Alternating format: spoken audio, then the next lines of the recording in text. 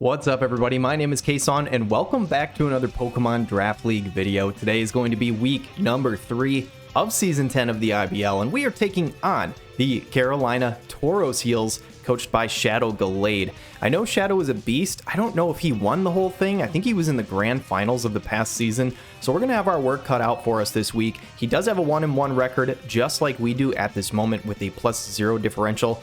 Right now, we have a +3 differential because we did get a pretty convincing win last week. We're hoping to keep that momentum going and see if we can string a couple wins together. This week, we've got a tough matchup, though. We've got a couple of really fast mons on the other side with Jolteon, Talonflame, and even Iron Valiant, who can go booster, energy, speed, and really outspeed most of our team. Our second fastest mon being Zoroark, Hisuian, is only 110. He's got 3 mons faster than that. So that is definitely something we have to keep track of. The Cryogonal can be a bit of a problem, does have access to that Levitate ability. Salamence as well can both get Intimidate or Moxie, 2 fantastic abilities.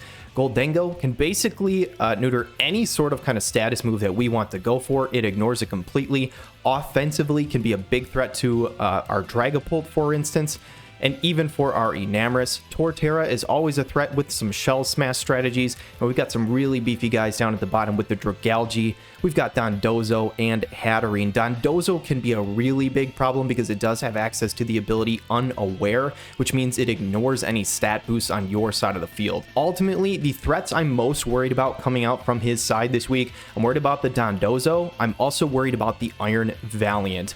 From there's a handful of mods that can be scary, but as long as I have an answer for those two, I think I should be in good shape. So to start the team off this week, we are welcoming back Mr. Aloha, the Incineroar. He had a fantastic showing in week number 2. We're bringing him alongside this week as well. We are running Knockoff as the only damaging move this week, as Dark is pretty good into his team in general, and we're really just here to basically be pesky and remove items, different things like that. For all the physical attackers on the other side, we have Will-O-Wisp, because if we are able to burn that Pokemon, not only does it do damage over time, but it also mitigates how much physical damage that they can do. Parting Shot is here just like last week, so that not only the physical but also the special attackers lose a stage of their offense before we switch out safely. And ultimately, we have Taunt as well. Now, Taunt can be utilized in a bunch of different ways. It stops the opposing Pokemon from going for any sort of status move, but very specifically, if we are in against the Dondozo, I am going to want to click this thing. Dondozo on the other side is a problem, but he's more so just a problem if he is able to click something like Rest and basically recover. If he's not able to recover, it's not that huge of a deal, but if he is able to, either run a Rest Sleep Talk variant and I can't slow that down, that could be a massive issue for my team. We're running the heavy duty boots this week because I do picture us switching in and out a lot, and if he does set up any sort of hazards on the other side, we want to try not take any damage from that. We want to try and stay as healthy as possible, and that is why we have 252 in HP, 120 into defense, with 136 in a special defense as well, with that defense boosting nature and being as slow as possible. Again, just like last week, we want to try and be slow on this guy rather than fast, because if we Parting Shot, we want to be able to drop those stats on the opposing Pokemon and then switch safely into another Pokemon. If we're fast, we may still take some damage on that new Pokemon coming in. Second mon this week that we are bringing is McCrane, our Vikavolt. This is the first showing for this guy, hoping to put in some work with him. Ultimately, mostly just going to be a support mon this week, but we'll see how it goes. 252 in HP,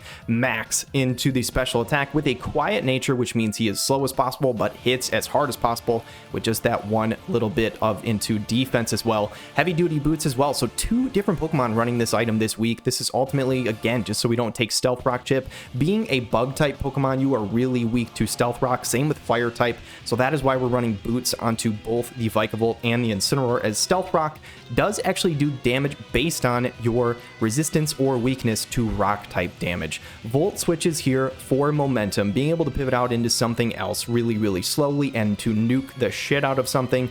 Electric Terrain is a really cool tech this week for some Pokemon coming up later in our lineup, as it can enhance some of the stats of any of our new futuristic type mons, such as the Iron Treads or Iron Thorns. Light Screen is here to mitigate any sort of special damage coming out from the other side, and Sticky Webs is here. This is the first time I'm bringing this. If I am able to set up Sticky Webs, it's going to slow down his entire team, and that way, if he does run something like a booster energy speed variant of the Iron Valiant, it'll basically be like that speed boost never even happened. So ultimately, it can be pretty useful. Next up to bat, we're bringing the Zoroark Hisuian again, a aka guesswork, and we are going to try and keep the opponent guessing here as we have max investment into special attack, 216 into the speed with a timid nature.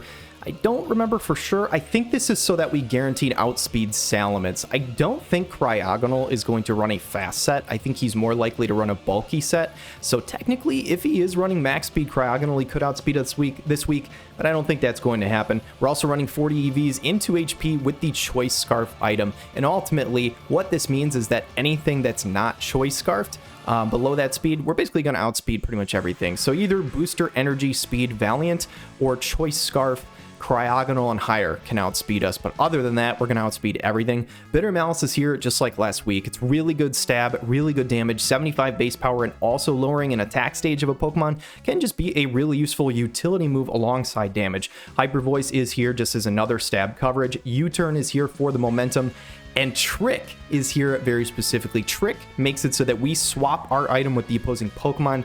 And normally, this can be a decent move rather, to run on Zoroark anyway, but this week, it is incredibly important because if we are in against the Dondozo, who likes to set up, who likes to click rest and different things like that, can be really pesky. If we trick the Choice Scarf onto him, that means that he will not be able to go for any of that stuff. The first move he clicks, he is going to be stuck using that move over and over again. The fourth Mon this week is another Ghost to go alongside him, and that is because, honestly, Ghost type damage, again, is just pretty good offensively into the team.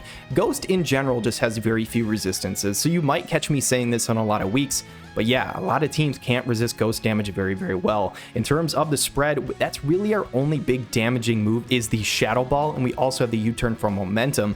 But the other two moves here are all about the support for Dragapult. Just like last week how we ran screens with Reflect and Light Screen, this week we're not running screens, but we are running moves to basically mitigate what the other team can do, with Will-O-Wisp to burn them and Thunder Wave to paralyze them. So it's either speed control or damage control. Either way can be really useful. 96 EVs into HP, 160 into speed with a timid nature, and 252 into special attack with the Choice Scarf as well. So we are running two Scarfers this week. You're going to see a bunch of duplicate items, but honestly, I think it just works out pretty well. This is so that we are basically guaranteed to outspeed anything on the opposing team. Even that Booster Energy Iron Valiant, the Choice Scarf outspeeds it. So he's probably going to think that he outspeeds us, because who puts Choice Scarf on a Dragapult? Well, we put Choice Scarf on a Dragapult at least this week. Ultimately, I think Jesus LBL should be in a pretty good spot to put in some work. The fifth Mon of our six is Machen X, aka Iron Treads. We've brought this bad boy every single week, but honestly, he's just a really good Mon, and it makes sense too. 252 into speed, 252 into attack with a jolly nature. This guy is all offense, and not only that, it is running the item weakness policy, which means if it lives a super effective attack from the other side, which it can live a couple different ones, we are going to pop that, get +2 into our attack, and all of a sudden we are off and rolling. Alongside the fact that we have Rapid Spin to remove hazards, Rapid Spin also gives us a +1 speed boost, which means if we catch that weakness policy proc alongside the speed boost, we are pretty much just going to run through his entire team with Earthquake and Iron Head. We also have Stealth Rock to set up our own hazards if we are in a situation this game where there's a lot of pivoting, which I could see happening throughout the game. Stealth Rock can really help chip down those Pokemon on the other side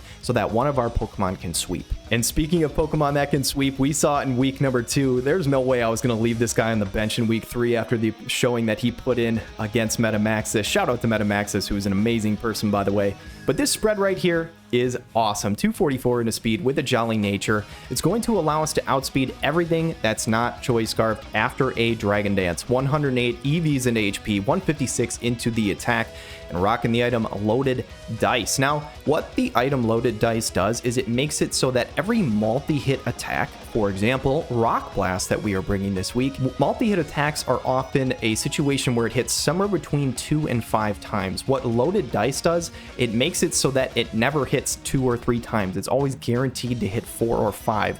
Because of this basically makes it so that Rock Blast is either a 100 or 125 base power move, which is just ridiculous into his team. Rock Blast hits a couple of Pokemon really, really hard. Ice Punch is very specifically here for the Torterra because it is a grass and ground type, and it can basically just one-shot the Torterra. and the Electric Terra Blast. Now, I'm specifically running Terra Blast instead of something like Supercell Slam because it's just less risky. It can't miss, it can't hurt myself, and I'm pretty much going to Terra Electric this thing on the first turn that it's in anyway. So it just makes sense to basically pick the safe move, especially because we are just going to be boosting ourselves up with the Dragon Dance. So ultimately, guys, I'm really excited for this week. I'm hoping this guy right here can put in some work just like he did in week 2, but maybe, just maybe, we can string up a couple of wins. So without further ado, guys, let's jump into the battle. All right, guys, we are loaded into the battle against Shadow Gallade and the Carolina Tauros heels here. And this is going to be an interesting one. So taking a look at what he brought, he does not have Iron Valiant, which, God, I am so happy about. I am honestly shocked about that because if I wasn't running Choice Scarf Dragapult, it could outspeed it and one-shot it. That thing was terrifying. He does bring the Goldango, but I'm just going to lead, I think, Mr. Aloha here. It's a decent lead because it intimidates all of the physical users, and honestly, like, nothing hits me super effectively except for, like, Terra Talonflame. But if he wants a Terra on turn 1, honestly, like, that's perfectly fine with me, right? So, I want to put Vikavolt last. So I'm putting McCrane last here because I want my Guesswork to appear as that thing. Honestly, like, there's going to be a lot of weeks where I just pick a random mon to disguise it as because ultimately, I kind of don't want it to be something that my opponent can decipher. If I'm pretty much just picking a mon at random, then they really don't know which Pokemon my Zoroark is, right? So sometimes I'm going to lead it, sometimes I'm not. Sometimes I'm going to pick a mon that, you know, defensively works well with it, and sometimes I'm not because I don't want them to know. So, but man, good luck to Shadow Gallade. It should be a good battle. I know he's a very good player. We're both 1-1, so we're both trying to get another win in the column here. So we'll see how it goes. So he goes Mac and Cheese. He goes Goldango. I do actually love this mon. Honestly, this is a fantastic lead for me here, though. Oh, he goes to Air Balloon. Okay. So we get the Intimidate off, which does not matter whatsoever. I feel like I just click Knockoff here, right? It's either Knockoff or Switch. Like, I don't think he's going to stay in. I don't think there's any chance he stays in here. There's really no reason to. There's really no reason not to. Just going to click Knockoff. I'm going to get a free item here from somebody. Yeah, he's going to swap out. This is pretty much like worst case scenario lead for him, I think. He does go Don Bozo, so at least we're going to get rid of this thing's item. Tell me it's not Chesto Berry. I don't want to see that. Actually, okay, so it's leftovers. Actually, I wouldn't have met that. Would have been fine. But he's probably not Sleep Talk if he's Chesto. So he's lefties. I kind of want to Will-O-Wisp this thing, but the thing is, I think I have to Taunt because, yeah, if he goes for a Rest here, then it gets rid of the burn. Taunt makes it so that he can't do anything funky here. We'll take a Liquidation. It's even, but honestly, we're so physically bulky. We take that okay. And now we need to switch out. So I think we just Parting Shot. This thing's not Clear Amulet because we already got rid of its item, right? So I could burn it now because it can't rest, but honestly, I don't want to take another chunk. I want to keep Mr. Aloha healthy here. He was a beast last week, hoping to do the same thing this week. But I honestly really like the setup already. He has the damage edge right now, so he stays in. If we're going to Parting Shot, we're going to get a -1. This is nice because, so Unaware ignores our stat boosts and losses, but it does take into account his, I believe. Man, I wish this thing, I wish I knew if this thing was Unaware. If it's not, Mage and X would be amazing play right now because we could proc Weakness Policy off the Liquidation and just go crazy. But I think he's probably Unaware, so I don't know if I can risk that right now. I feel like Jesus LBL could be a decent spot.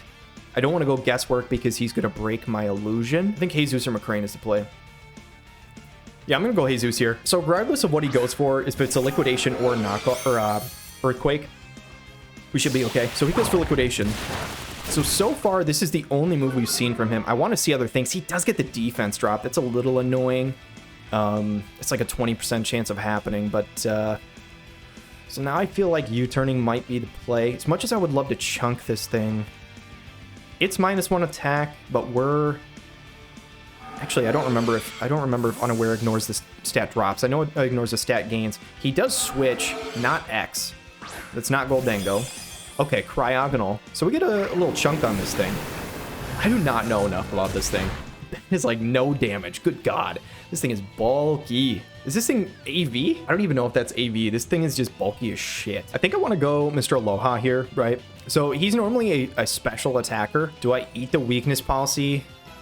Actually, it's not weakness because I'm steel ground. I was thinking that ice would be super effective for a second. I think Mr. Aloha's the safe play here, right? Because it should be a special attacker. It's probably going to go for an ice attack. I don't imagine it doesn't in front of a Dragapult. It's too valuable of a target to, you know, not take a chance here. So I'm expecting like a freeze dry or something. We'll see. Or ice beam or whatever it gets.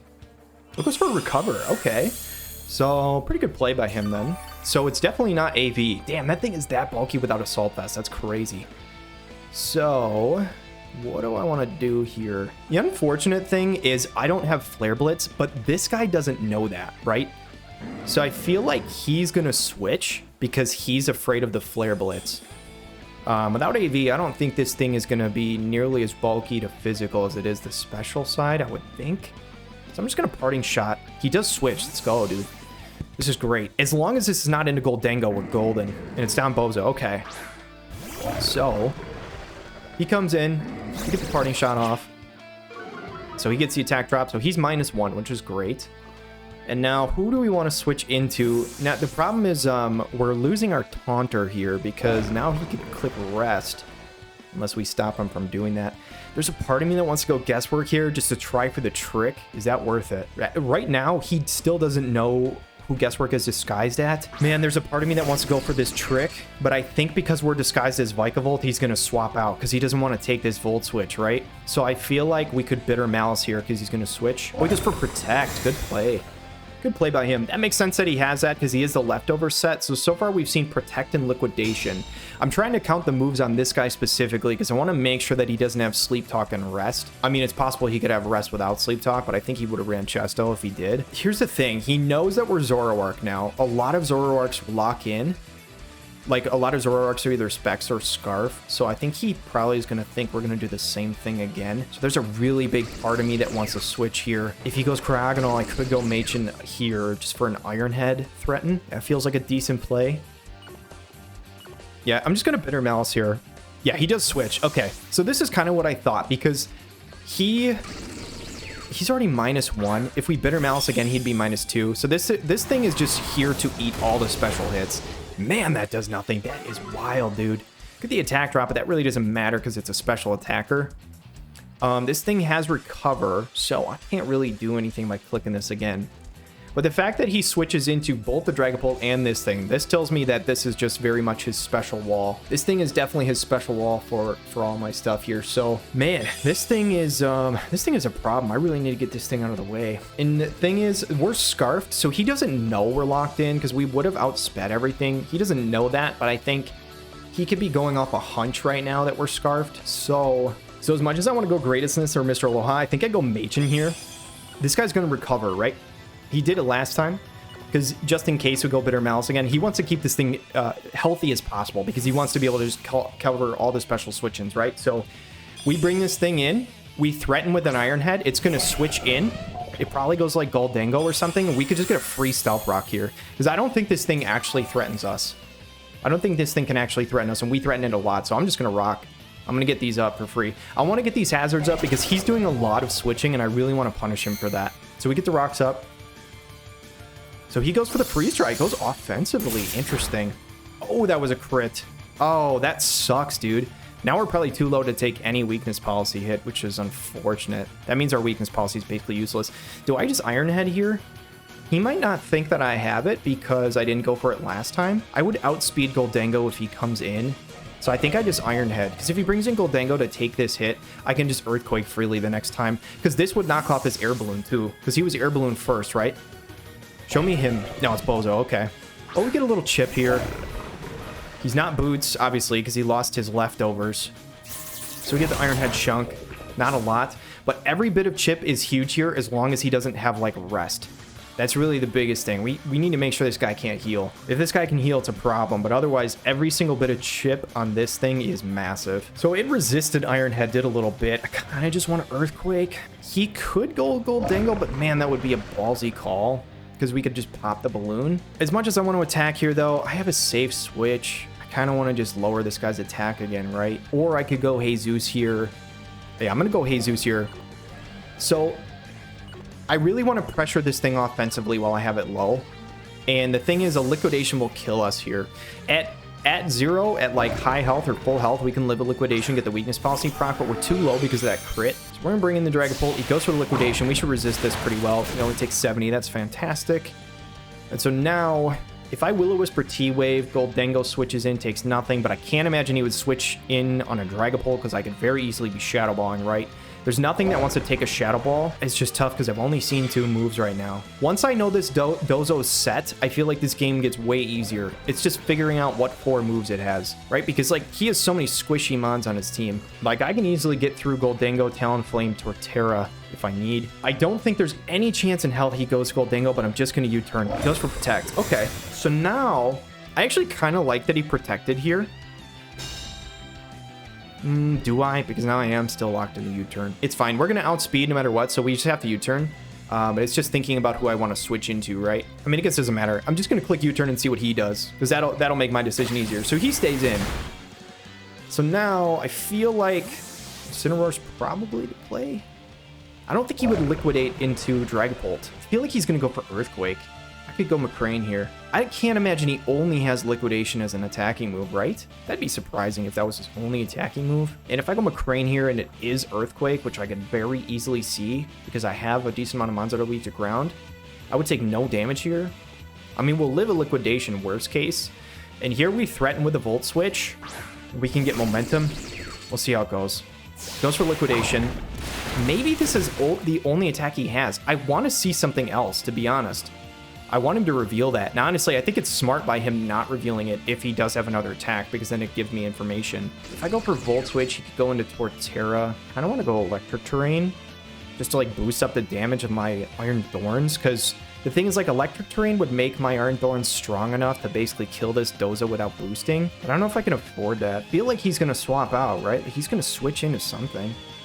I don't think he's going to let this Dozo go down. Although he could outspeed us, so if he does have rest, he could rest and then take it. But that's a risky play with Sleep Talk. I'm going to go Jesus here. I think he's going to swap. I really think he's going to swap. He does. Let's go, dude. Ugh. Is it Torterra? No, it's not. So I could have Volt Switched. But honestly, with... Okay, so that thing takes a good chunk. That thing is not heavy-duty boots, which is great. I could have Volt Switch for free, which is a bit lame, but I thought there was a chance he could go with Torterra, and if he swaps in Torterra on my Vikavolt, I am screwed because he could Shell Smash. So now here, he probably just recovers or Freeze Dry. I just U-turn to get myself out. Deal a decent chunk again. That's actually... Oh, he's Rocky Helmet. Okay, so we take a little bit of chip. Now, does he go for Recover or Freeze Dry? Here's the question. Machen would live a Freeze Dry. Greatestness would definitely live a Freeze Dry, and Mr. Aloha takes it like nothing. I think this is the play. I think I go Mr. Aloha here.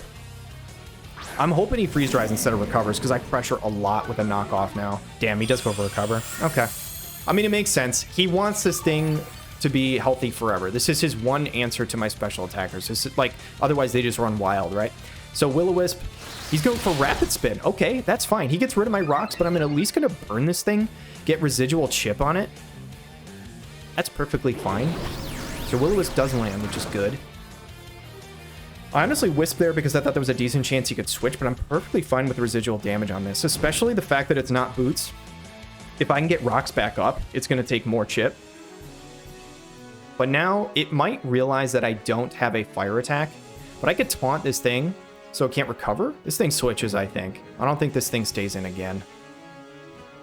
I'm actually really surprised it stayed in on that when I could have Flare Blitzed. He must have just made a call that I was either going to switch out or not go for it. It was a good play by him to get rid of the rocks. We get Dozo in here. He's going to take more Stealth Rock chip.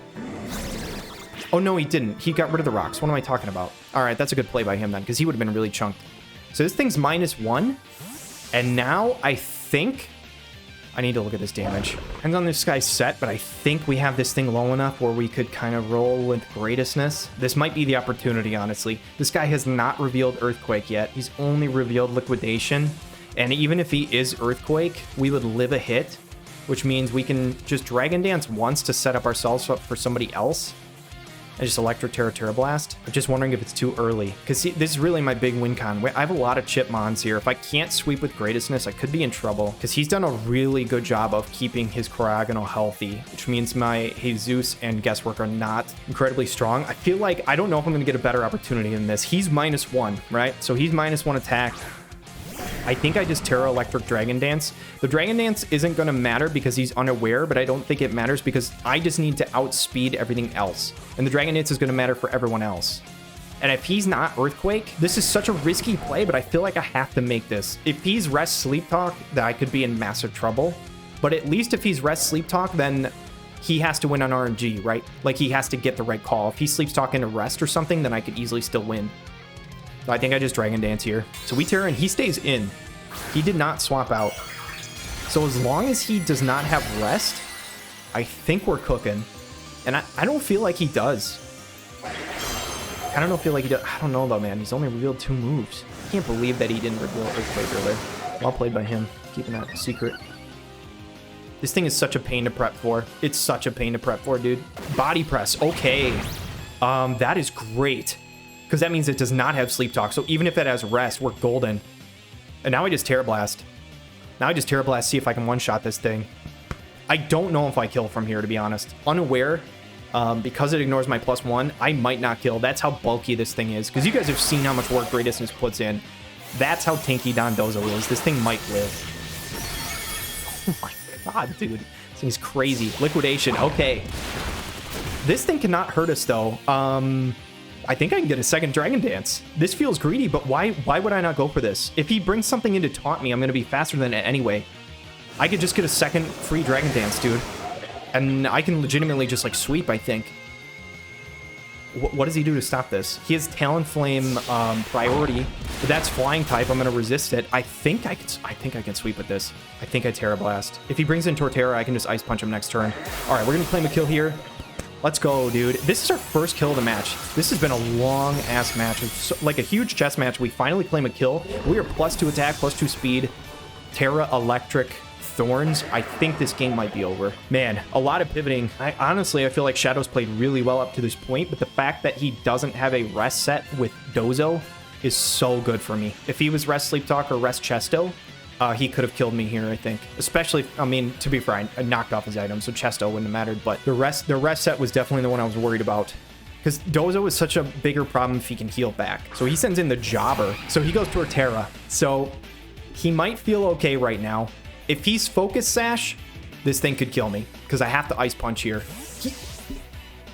He switches. So he's scouting the Ice Punch, I think. Wow. He scouts the Ice Punch and he's trying to kill me with Rocky Helmet. Okay, dude. I see you, Shadow. Well played. Well played, sir. That's a lot of chip that I just took. Okay, this makes this game way harder. Well played by Shadow. Now I'm down to 91 HP. Do I Rock Blast here? So, okay, so here's the thing. Terra Blast and Rock Blast are not contact moves. So I Terra Blast. If he brings in the Torterra, he goes Mac and Cheese. He goes Goldango. This thing is done for. Interesting, he brought in the Goldango. This thing is toast. Goodbye, Goldango. So this is a second kill. Give me a 6v4. But again, if that Cryogonal is alive, I mean, I could deal with it with my Treads. But if I can't sweep here with Thorns, this game can get really messy and hard. Like, I need to put in a ton of work with this guy. And really, it's just going to matter with, like, the Rocky Helmet and stuff like that, depending on whether I get the call right, because I need to Ice Punch Torterra to kill him, but if I Ice Punch Cryogonal, I can die to Rocky Helmet chip. So, yeah, it's interesting. Because Rock Blast, I don't think Rock Blast will kill Torterra, because it resists because it's ground type. I don't really want to overthink this. I know he could go into Cryogonal, but I think I just Ice Punch, because I do not want to deal with this Torterra. And I feel like Terra Electric into Torterra is a throw. Oh, let's go, dude. Ice Punch kills. He didn't switch. Oh, baby. Greatestness. Let's go, dude. 3 in a row. Dude, this guy can't keep getting away with this. This guy can't keep getting away with this. I got a 5-0 sweep last time. I'm on 3 kills right now. I don't even need to Rock Blast, right? I think I Terra Blast. This thing could go Terra Ground, but I don't know if he would be Terra Ground. I think I need to keep him honest because Rock Blast, he does Terra. Okay. That was probably a mistake. He could kill me here, to be honest. I don't know that he could, though. Like, he would have to go Terra Blast here. If he doesn't Terra Blast, I think I just live this turn anyway. I go first, so he did not do a flying type attack. Did he go? He went Will-O-Wisp. Oh, but he missed. Oh, dude. I'm so sorry, Shadow. I'm so sorry. I'm so sorry. I'm so sorry, man. And he goes Brave Bird now. And he chunks, but it doesn't kill. So we're going to kill with the Ice Punch here. I think we're golden now. That Will-O-Wisp, I think the Will-O-Wisp would make it so that we don't one-shot Hatterene, but honestly, aside from that, I don't think it would have mattered. We would have lived, we would have taken Burn Chip. I think we would have died now, actually. So what, we have like 37 HP or something? That Will-O-Wisp miss is unfortunate for him, because right now, Thorns would die here from 2 turns of burn, and then we'd be in a 5v2. But now I just Terra Blast for free again, and this should be a kill. We're +2, so... That Will-O-Wisp miss is unfortunate for him. Is even if he can't win, that differential changes. Hatterene lives? What the hell is he feeding his Hatterene? It lived a +2 Terra Electric Terra Blast. Are you shitting me? Holy shit, dude. What? Okay, well, Greatest is going to go down, so he doesn't get a 6-0. That's fair, especially because he missed the Wisp. Unfortunate for him. He's lefty, so this is a very bulky Hatterene. Good God. I can't believe that thing lived that. Why didn't he bring this in sooner if that was the case? I'm just going to go Machin, though. Machin outspeeds, and he kills in one shot for both Pokemon. This should be a 5-0 win, just like last week, I think. We just Ironhead. It should be a win. He's going to protect and get some lefties chip. We haven't revealed the Ironhead yet, so he didn't know, I think. So I think he's thinking like he could potentially live in Earthquake. I mean, if he's living a +2 Electric Terra Terra Blast, then he probably does live in Earthquake. But Ironhead should kill here because it's super effective. Well, let's go, dude. Started off the season rough with that first loss, 2-0 loss, but yeah, it's him and her in Cryogonal. Ironhead should just kill. We should be golden. Goes for another Protect. Smart play because he's trying to just get HP back. We're going to kill, though. We're going to seal that deal there. I don't think it really would have ended up mattering with the burn. I don't think. It might have taken us an extra turn to kill this Hatterene, but overall, I don't think it would have mattered. I think Treads just beats it no matter what, because it resists both of its stab moves. I guess maybe it would have had a Mystical Fire or something, but GG's the Shadow, man. Oh, man, what a good fight. Honestly, this does not feel like a 5-0. I did not dominate this game. Like, this was really close. I would argue that he was even winning early game. I think he pivoted really, really well around a lot of things. And honestly, like, my one win condition, because he was playing so well, was the Iron Thorns. I had to find an opportunity, and I just happened to find that op against the -1 Dondozo. So, yeah, I think that was huge. I think he would have had to swap into something else right away instead of trying to chunk it with Dozo. But yeah, GG's the Shadow. Honestly, excellent fight. A really, really amazing fight. So, guys, thank you guys so much for watching this battle. I actually made some changes to my team. I didn't have them for this week, but I made them before this battle, so just as a heads up. So I'm going to talk about that in just a little bit because I am dropping and adding some mons to my roster. All right, guys, so we managed to pick up another win, which is really, really awesome. And so you're going to think that this might be weird because we just won a battle, but we are making some changes to our team, and hopefully you guys are okay with these changes, but honestly, I am pretty excited about it. And instead of making it its own separate video, I decided that I would just go over them right now. Now, ultimately, you are allowed 5 transactions through the season. Essentially, a transaction is adding a Pokemon or changing a Terra captaincy to a different Pokemon. And we are burning through all 5 of our points this week. I actually did something very similar in the PUDL after the first week I did battles. And honestly, I really didn't mind it. It kind of actually helps me so that I don't overthink every single week whether I should add or drop a new mon. I did all my transactions this week, so whatever you see after the end of this video, this is going to be our team for the rest of this season. No questions asked. Ultimately, we are dropping the Vikavolt, aka McCrane. And now I will note that all of these Pokemon who are named after one of the YouTube members, one of the members will become a new Pokemon, so they are still being represented regardless. But we're dropping the Vikavolt. Ultimately, I only had this guy because he was a slow momentum user and basically he could set up sticky webs. But what I keep finding in these battles is that my team in general is actually pretty fast, and I don't really need the sticky webs in most situations. And I think Vikavolt in general is a much better Pokemon when you can Terra him. Now, ultimately, I could have changed him into a Terra Captain, but I didn't really feel like it made sense with some of the other options that I could go for that route. At a 6-point value, we ended up dropping the Vikavolt. Enamorus is another really great Pokemon, but its cost is 16 points, and to be frank, I don't feel like it was 16 points worthy on my roster. It really only fulfilled one role, and that is just as a really hard hitting fairy attacker. It's fast and it hits hard, and that's it. It really doesn't like set up a whole lot of times. It's really not typically tanky enough to do that. It doesn't offer a whole lot of other utility, to be honest, and it's just kind of one-dimensional. And if you know anything about my sets, I say this, in IBL in the first 3 weeks, I don't know that I've been that creative, but I really do enjoy being creative with my sets, and ultimately didn't feel like Enamorus was the Pokemon to get that done, and it freed up 16 different points on my roster.